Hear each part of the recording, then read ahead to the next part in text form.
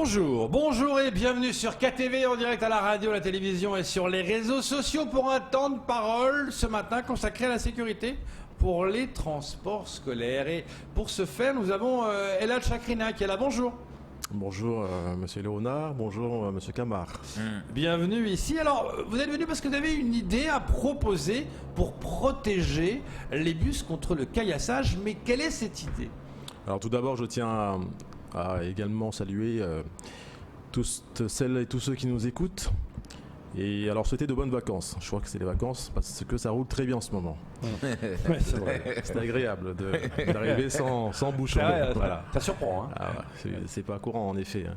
Bon, concernant maintenant votre question, écoutez, il faut savoir que nous avons en tout cas un bilan qui est mitigé sur le terrain parce que vous avez des associations qui sont bénévoles, qui ont des membres bénévoles, qui interviennent dans les arrêts de bus pour éviter qu'il y ait des caillassages ou qu'il y ait des débordements, des violences entre les élèves ou de tierces personnes qui ne sont pas des élèves et qui pourraient violenter ces élèves.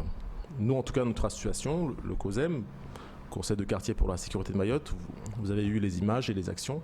Nous avons donc mobilisé des bénévoles à Djoumogné, dans la commune de Kongou, à Doujani, mais aussi à l'abattoir. Mais il se trouve que ce n'est pas suffisant. Parce que, bien sûr, il y a un effort collectif dans tout cela, puisque je tiens également à saluer aussi l'intervention des forces de l'ordre, parce que lorsque justement il y a un incident grave, vous avez quand même désormais une réactivité plus importante de la gendarmerie et de la police dans les zones police. Et je salue bien sûr aussi les médiateurs qui sont dans les bus, parce que vous savez que le département a déployé des médiateurs dans les bus. Et nous, en tant qu'association qui contribuons également à la lutte préventive contre l'insécurité, nous sommes aux abords des arrêts de bus. Il y en a d'autres, mais nous avons fédéré plusieurs associations et nous parlons au nom de ces associations qui dépassent le nombre de 6. Voilà. Et par conséquent, dans la mesure où on sait très bien que pour mener à bien une action de lutte contre l'insécurité, il faut aussi protéger le matériel. Les bus actuellement sont caillassés, parfois évités parce qu'on arrive à empêcher des violences ou des jeunes voyous pour ne pas s'en prendre à ce matériel, mais le risque zéro n'existe pas. Quel est le coût ? C'est à peu près plus de 200 000 € chaque année pour les transporteurs. C'est un coût important. Dès qu'un bus a été caillassé et que les vitres ont été brisées, c'est une immobilisation de ces bus qui ne peuvent plus circuler parce qu'il faut attendre du matériel qui proviendrait de l'extérieur de 2 à 3 mois. Ce qui veut dire que c'est moins d'élèves qu'on emmène dans les écoles. Ce qui veut dire aussi, surtout, c'est un grand danger pour les élèves qui sont dans ces bus, pour les médiateurs, pour les chauffeurs eux-mêmes, qui sont des pères de famille et qui parfois ont vraiment une trouille très importante d'aller travailler. Suite à ce constat, il nous est paru cette idée de nous dire que pourquoi est-ce que les bus ne seraient pas équipés également de grilles pour les protéger des caillassages ou de jets de pierre. C'est-à-dire que votre idée, c'est de mettre des grilles sur chaque vitre. Sur chaque vitre. Actuellement, la réglementation ne le permet pas. C'est ça. Parce qu'en effet, c'est réservé aux véhicules des forces de l'ordre. Mais dans le cas de Mayotte, nous avons une situation exceptionnelle. Vous avez bien vu que toutes nos maisons sont barbelées, vous avez des barres de fer un peu partout, vous avez une sécurisation assez importante. Et bien là, en fait, s'il n'y avait pas un danger majeur pour ces élèves qui sont dans ces bus, pour également les transporteurs de bus, je ne serais pas là en train de vous parler de cette idée.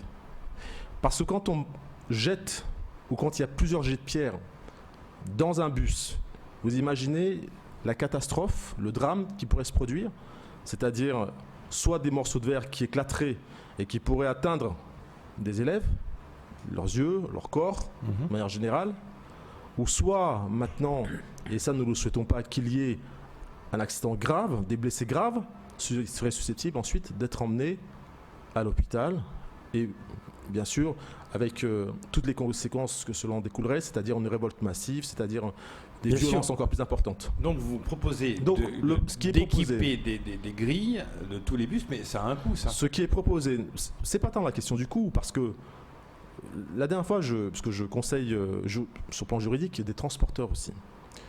J'avais un client qui me dit, moi, je me suis fait KS aujourd'hui, je dois réparer mon bus, je dois débourser 12 000 euros. J'ai un crédit à payer. J'ai aussi ce KSH aujourd'hui. Peut-être que dans 2 mois, ça sera le cas. Vous imaginez un peu quand vous avez un crédit et qu'en plus de ça, parfois vous avez aussi des retards de paiement, plus aussi ce genre de situation. Donc ça a un coût déjà très important actuellement. Il y a de gros transporteurs qui payent plus de 100 000 euros pour remplacer leur vitrage chaque année. C'est malheureusement de l'argent qui est perdu et qui aurait pu servir pour créer des emplois à Mayotte, embaucher des personnes qui sont ici au chômage, mais au lieu de ça, évidemment, c'est de l'argent qui part en fumée.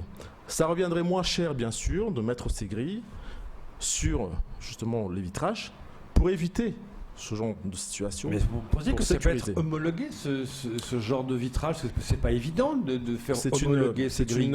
C'est une demande à faire auprès des autorités étatiques. Je sais que la demande ne sera pas simple. L'idée a déjà été évoquée auparavant par des transporteurs de bus. Mais, encore une fois, il est vrai qu'actuellement, la réglementation en vigueur ne le permet pas, puisqu'il s'agit des véhicules, les véhicules de force de l'ordre sont en tout cas autorisés à avoir ce genre d'outils, et non les véhicules des civils. Mais à Mayotte, nous sommes dans un cas où il y a tout de même un danger assez important. Donc c'est une demande de dérogation qui peut être portée, et là ici je lance un message à celles et ceux qui sont aux responsabilités, aux affaires, qui peuvent porter la parole auprès des institutions publiques, étatiques, et dire quelles sont les situations actuellement. Moi je ne parle pas de cela dans le vide. Nous travaillons sur le terrain. Nous avons des hommes et des femmes mobilisés de 4h du matin jusqu'à 7h, et en fin de journée de 16h jusqu'à 17h30, et ces personnes-là sont là au quotidien et veillent. Mais à un moment donné, il faut aussi, comme je l'ai dit, prendre toutes les précautions nécessaires, parce que, évidemment, sécuriser un bus, lutter contre la prévention en faisant en sorte qu'il y ait une médiation, prévenir les forces de l'ordre en cas de débordement, et puis bien sûr s'attaquer à la racine du problème, c'est-à-dire neutraliser, en tout cas faire en sorte que tous ces délinquants, tous ces voyous, parfois des criminels, puissent être sanctionnés sévèrement. Ça aussi évidemment c'est capital, plus aussi leur insertion pour en tout cas ceux qui sont complices et n'ont pas encore été totalement atteints par ce vice de l'insécurité.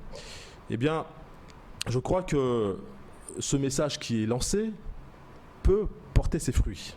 Parce que même si on estime que ça peut être coûteux dans les médias, mais les transporteurs préféreraient payer des grilles actuellement, cela leur ferait une économie substantielle de facilement de l'ordre de 90% de ce qu'ils dépensent déjà actuellement pour remplacer les vitrages de leur bus. Alors, Elad, moi je veux bien entendre bien évidemment aujourd'hui la situation nous dépasse ou dépasse même les autorités. Mais est-ce que le fait d'aujourd'hui de transformer ou d'assister à une espèce de convoi pénitentiaire, parce que ces bus qui seraient tous grillagés avec des grilles, est-ce que ce n'est pas aussi envoyer un signal auprès des autorités ou même à la population de dire on s'avoue vaincu, on a perdu le combat parce que les voyous ont maîtrisé le terrain, donc finalement on est obligé aujourd'hui de grillager ou de barricader les bus. Est-ce que c'est pas de dire finalement c'est bon, on s'avoue vaincu? C'est pas une question de s'avouer vaincu ou non, c'est une question de précaution. Aux États-Unis, vous avez des bus qui sont justement grillagés, qui ont des grilles par des mesures de protection. Quand vous protégez votre maison, vous ne vous avouez pas vaincu, vous prenez les précautions nécessaires pour vous sécuriser. Et bien là, c'est la même chose. On constate en tout cas qu'il y a un danger majeur pour les élèves, il y a un danger pour les transporteurs de bus, pour les médiateurs aussi à l'intérieur, il y a un danger aussi pour les entreprises de ces transporteurs, puisque ces coûts-là conduiraient inévitablement ensuite à une situation financière catastrophique, parce que s'il n'y a plus de trésorerie, une entreprise peut vite couler. Et donc forcément, avec le chômage qui va avec les difficultés sociales que nous connaissons. Donc, il n'y a pas de solution miracle. Et c'est un travail collectif. C'est pour ça que j'ai cité tous ces acteurs. Je cite parce que c'est vrai qu'on entend souvent des critiques aussi, en disant un tel ne fait pas son travail. Moi, je ne suis pas là pour ça. Je salue l'initiative de tout le monde. Récemment, je disais, il y a eu une école de la deuxième chance à Combagny. Je salue l'initiative des médiateurs proposés par la préfecture. Je salue l'initiative du département, d'un peu tout le monde. Même si ce n'est pas parfait, mais on essaye quand même. Voilà. Nous essayons. Et évidemment, comme je l'ai dit, il faut aussi la sévérité envers les voyous, les criminels, les délinquants.